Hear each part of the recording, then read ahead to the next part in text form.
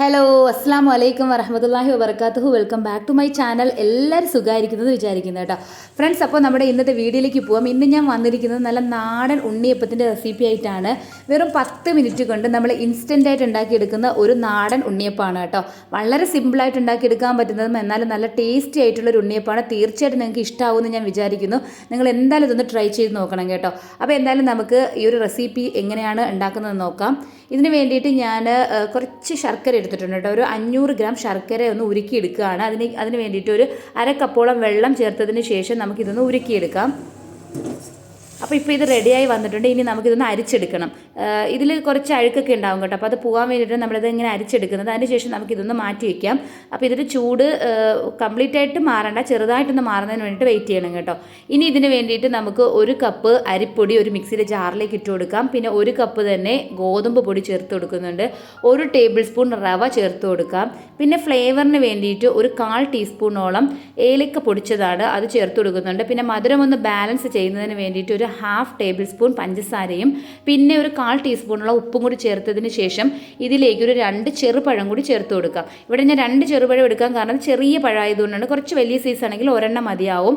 ഇനി നമ്മൾ നേരത്തെ റെഡിയാക്കി വെച്ചിട്ടുള്ള ശർക്കര ഉരുക്കിയതുണ്ടല്ലോ, അത് ചെറിയ ചൂടോടുകൂടി തന്നെ ഇതിലേക്ക് ഒഴിച്ചു കൊടുക്കണം. കാരണം ചെറിയ ചൂട് ആവശ്യമാണ് കേട്ടോ. അങ്ങനെ ആയിരിക്കണം ഇത് നമ്മൾ അരച്ചെടുക്കേണ്ടത്. എങ്കിലേ നമുക്ക് പെർഫെക്റ്റ് ആയിട്ടിട്ട് ഉണ്ണിയപ്പം ഉണ്ടാക്കിയെടുക്കാൻ പറ്റുള്ളൂ.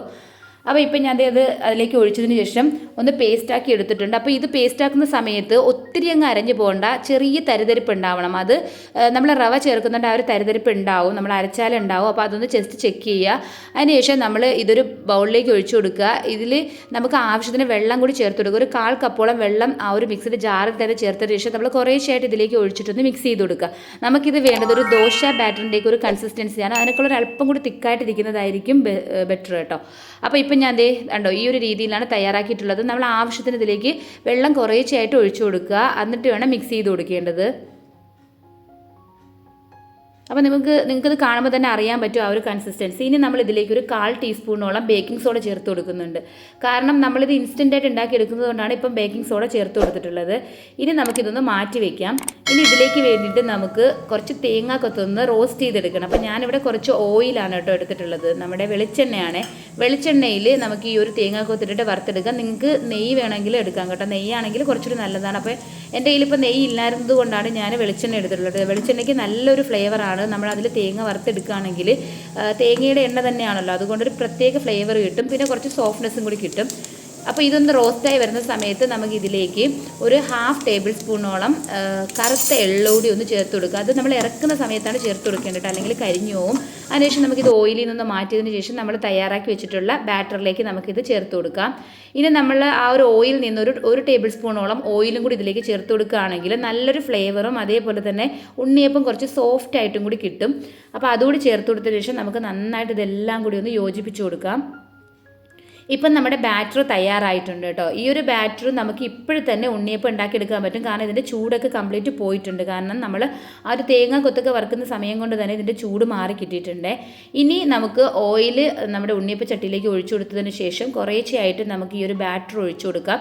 ആ ഒരു കുഴിയിലേക്ക് ഒഴിച്ചു കൊടുക്കണം. ഒരുപാട് ഒഴിച്ചു കൊടുക്കരുത് കേട്ടോ, എങ്കിൽ അതിങ്ങനെ സ്പ്രെഡായി പോകും. അപ്പോൾ ആവശ്യത്തിന് ഒഴിച്ചു കൊടുക്കുക. അതിനുശേഷം നമ്മൾ ഒരു മീഡിയം ഫ്ലെയിമിൽ വെച്ചിട്ട് വെയിറ്റ് ചെയ്യണം, അടിഭാഗം ഒന്ന് കുക്കായി കിട്ടാൻ വേണ്ടിയിട്ട്. അതിനുശേഷമാണ് നമ്മളിങ്ങനെ തിരിച്ചിട്ട് കൊടുക്കേണ്ടത്.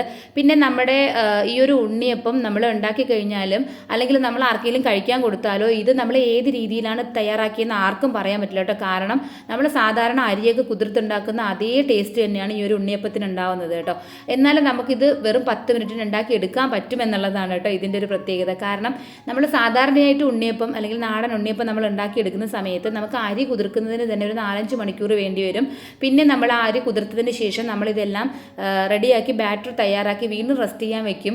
അപ്പോൾ ഇതെല്ലാം കൂടി ഒരു 7-8 മണിക്കൂർ എന്തായാലും നമുക്ക് ഉണ്ണിയപ്പം ഉണ്ടാക്കുന്നതിന് വേണ്ടി വരും. എന്നാൽ നമുക്ക് 10 മിനിറ്റ് കൊണ്ട് തന്നെ നമുക്ക് പെട്ടെന്ന് ഉണ്ടാക്കിയെടുക്കാൻ പറ്റുന്നൊരു രീതിയാണ് കേട്ടോ ഞാനിപ്പോൾ ഈ കാണിക്കുന്നത്. തീർച്ചയായിട്ടും നിങ്ങൾക്ക് ഇത് ഇഷ്ടമാവുമെന്ന് ഞാൻ വിചാരിക്കുന്നത്. കാരണം ഇതിൻ്റെ ടേസ്റ്റ് ഒട്ടും വ്യത്യസ്തമല്ല, നമ്മൾ സാധാരണ ഉണ്ണിയപ്പത്തിൻ്റെ അതേ ടേസ്റ്റ് തന്നെയാണ് കേട്ടോ. പിന്നെ നമ്മുടെ ഈ ഒരു ഉണ്ണിയപ്പം നമ്മൾ 10 മിനിറ്റ് കൊണ്ട് തന്നെയാണ് തയ്യാറാക്കി എടുക്കുന്നതെന്ന് ഞാൻ പറഞ്ഞില്ലേ. അപ്പോൾ നമ്മൾ ഉണ്ടാക്കിയെടുത്ത ഉടൻ തന്നെ കഴിക്കുക, അതായത് ചൂടോടുകൂടി. അത് നമ്മൾ ഏത് ഉണ്ണിയപ്പായാലും അങ്ങനെ തന്നെയാണ്, ചൂടോട് കഴിച്ച് കഴിഞ്ഞാൽ ഫുള്ള് സോഫ്റ്റ് ആയിട്ടിരിക്കും കേട്ടോ. എന്നാലും നമ്മൾ കുറച്ച് നേരം ഒന്ന് വെയിറ്റ് ചെയ്യുക. അതിൻ്റെ ചൂട് മാറിയതിന് ശേഷമായിരിക്കും അതിൻ്റെ പുറം ഭാഗം നല്ല ക്രിസ്പി ആവുകയും അതിൻ്റെ ഉൾഭാഗമൊക്കെ നല്ല കുക്കായിട്ട് നല്ല സോഫ്റ്റ് ആയിട്ട് കിട്ടുന്നത് കേട്ടോ. നമുക്ക് ഇത് കുറച്ച് ദിവസം നമുക്ക് സൂക്ഷിക്കാനും പറ്റും കേട്ടോ, പെട്ടെന്നൊന്നും ഇത് കേടാവുകയില്ല. അപ്പോൾ എന്തായാലും നിങ്ങളിത് ട്രൈ ചെയ്ത് നോക്കണേ. നല്ല നാടൻ ഉണ്ണിയപ്പമാണ്. നിങ്ങൾക്ക് ഈ ഒരു റെസിപ്പി ഇഷ്ടമായിട്ടുണ്ടെങ്കിൽ ഒന്ന് ലൈക്ക് ചെയ്യുകയും നിങ്ങളുടെ ഫ്രണ്ട്സിനൊക്കെ ഒന്ന് ഷെയർ ചെയ്ത് കൊടുക്കണം കേട്ടോ.